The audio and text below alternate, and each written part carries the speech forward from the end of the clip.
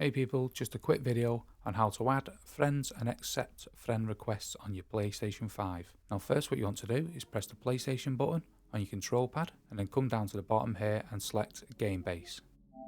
Now with the Game Base up, you want to press the Options key on your control pad and then select Go to Game Base. This just makes things much easier.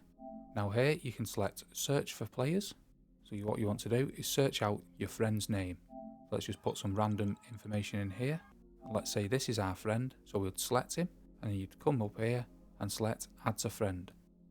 And you'd have a choice to become close friends, so you'd have a tick this box if you wanted that to happen, and then you'd send your friend a friend request.